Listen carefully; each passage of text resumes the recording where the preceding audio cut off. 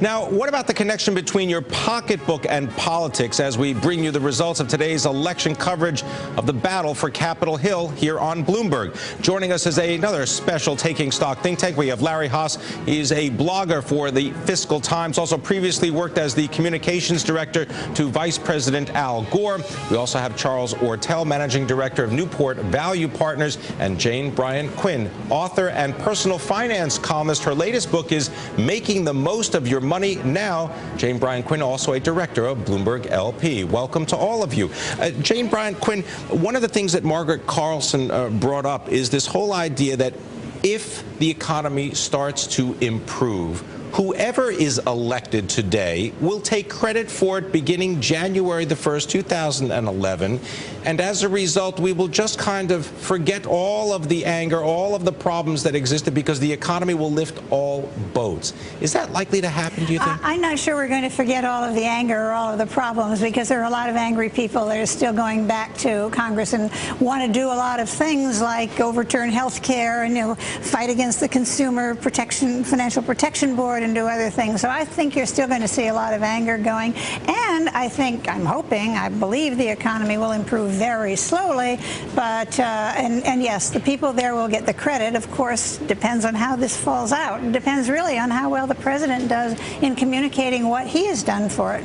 Charles Ortel, this notion that after today's election, somebody has to govern, whether it be a Republican-controlled House, Democrat-controlled Senate, perhaps, and indeed President Obama in the White House. Is that a mixture, a cocktail that can actually work and produce some kinds of results? I unfortunately do not think it is going to work, though I would love to see it work in anything other than a sausage-making approach. What we have, I think, in Washington, D.C. and around this country, and indeed in many countries, is the failure to understand that the global system changed after 1991, that no government is as powerful as it once was. No individual national government holds the destiny and can change the destiny of its citizens in the same way that it could when we were locked in a Cold War and when there were so many people who weren't in the global labor force. So I think President Obama has demonstrated in his 2 years tenure that he is not a man to compromise and cooperate with the other side. I don't see a way for him to, I don't think he has the credibility he would need to forge a compromise with the hotheads who are coming into power now from the right. I think he's going to be forced to the left. And I think we're going to be treated now to a spectacle of several weeks and months of bickering, both between Republicans and Democrats, and also of the knives coming out on the left. Looking at the president saying, you got us into this mess. You're responsible. And I think you're going to see some people on the left in the Democratic Party rise up and decide to challenge the president early and often as we go into the presidential election cycle. Larry, yes, please. Jane Bryant Quinn. I do see this problem. I mean, I agree with Charles on the gridlock, but then you've got Senator Jim DeMint saying that what is his objective for the Senate in the next 2 years? Total gridlock. That's his objective. I mean, how do you get any compromise out of that? Larry Haas, let me bring you in on this, because this sounds eerily familiar to what President Clinton had to experience in his own version of the midterm elections, and you've written about that recently. What can we learn from history? Well, what we can learn from history is the fact that politics can change over a relatively brief period of time. We had the very same dynamics after 1994. Republicans took control of Congress, both chambers, for the first time in 40 years. The knives came out. Everyone was under attack. The president had to defend, literally had to defend his relevance. But over time, both sides understood that they had more to lose from continued gridlock than they had to gain. And over time, the edges were smoothed on both sides. The president very wisely moved to the center.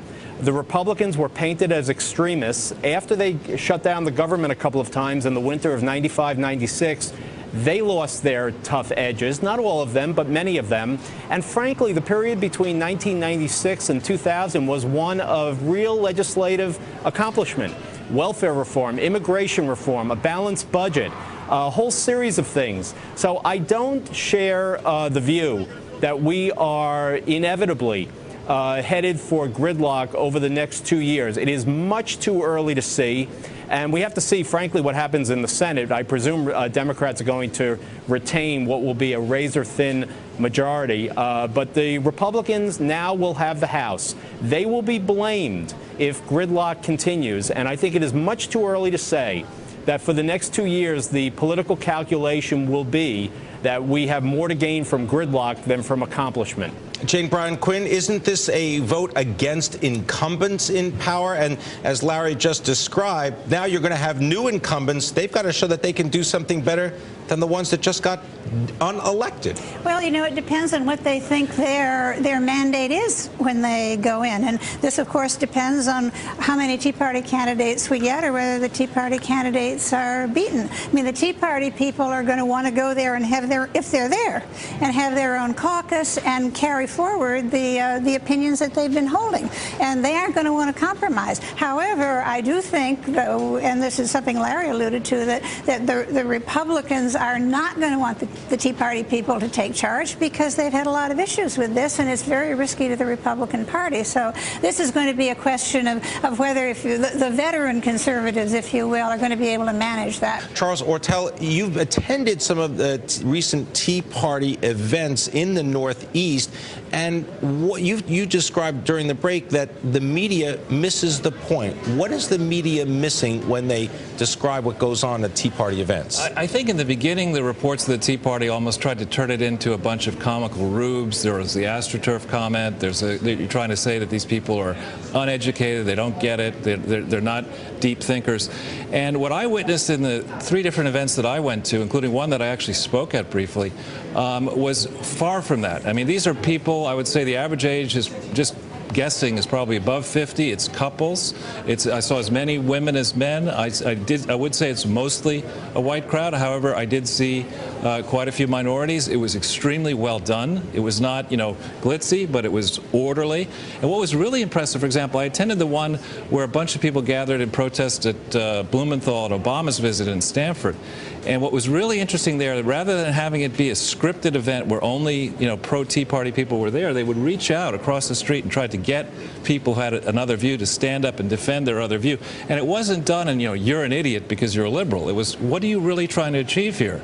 Don't you understand that this is a problem that is greater than the problem you're trying to deal with, the economic mess that we're in? So I think, Is it about cutting the size of government? Is it about cutting taxes? Is it about cutting spending? What is it?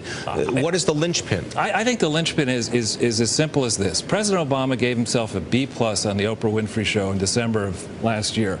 I don't know what curve he's using to grade himself, but, Congresses that do not do their essential duty of putting a budget together. I mean, this Congress this year did not manage to put an actual budget document together. Who knows how much money we're really spending? We're up $1.6 trillion. There's no serious inquiry, in my view, into, what are we really getting for all this money we're spending? No one's going back and doing the kind of work that I've seen done, where you look at actual money spent, compare it to all the money we spend in this economy on consumer non-durable goods. Back in 1929, we spent a fraction of consumer durable goods on government. Now we're spending more than twice what everybody spends in this whole country on food, on clothing, on gasoline, on government. Something's out of whack. But I mean, is that reasonable? And let me bring Jane Bryan Quinn in on this, and also Larry Haas, please jump in. I mean, is that reasonable? I mean, because if you compare now to 1929, I mean, you're talking about an era where there was no support for unemployment. There was no Social Security. There was no Medicare. There was no Medicare. All these things right. that people now, if you try to cut them back or take them away, indeed, there's been some ad campaigns suggesting that the new health care bill actually reduces Medicaid and Medicare benefits, when in fact that's not actually true. That's not true. Actually, I would like to just say something about that, because this is one of the things that, of course, the Tea Party people are interested in, as well as other Republican conservatives, and that is to defund or get rid of the health care reform as rapidly as possible.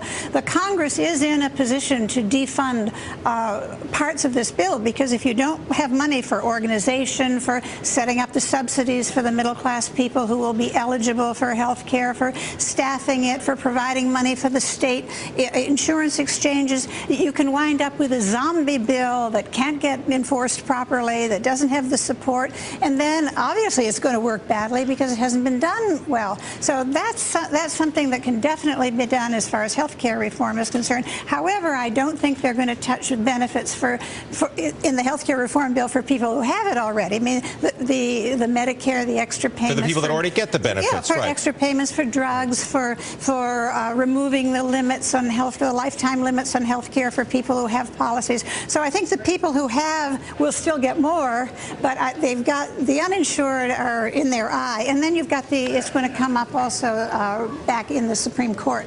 It's quite likely that the mandate could lose in the Supreme Court, which would take health care down totally, and you'd have to start again. Larry Haas, you're listening to what Jane Bryan Quinn was describing, and also Charles Ortel.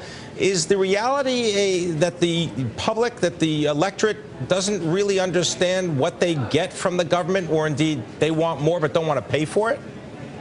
That's exactly right. We're suffering from a great amount of incoherence and ignorance. At the end of the day, the federal government really does a few basic big things. It provides Social Security, Medicare, Medicaid, national defense, and it pays interest on the debt. Beyond that, there are thousands of very, very small programs.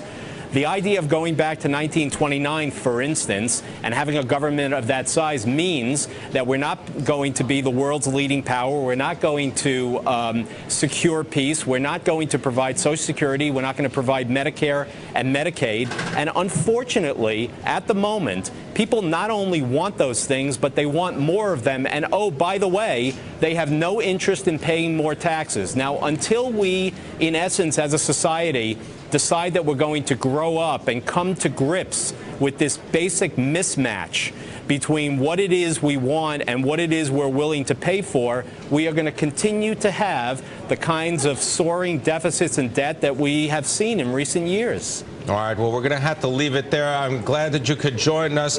I want to thank you very much, Larry Haas, talking about, well, what we expect and how much we want to pay for it. Jane Bryan Quinn, Bloomberg director, and also the author of Personal Finance and expert, and Charles Ortel, Newport Value Partners. We're going to watch the election results.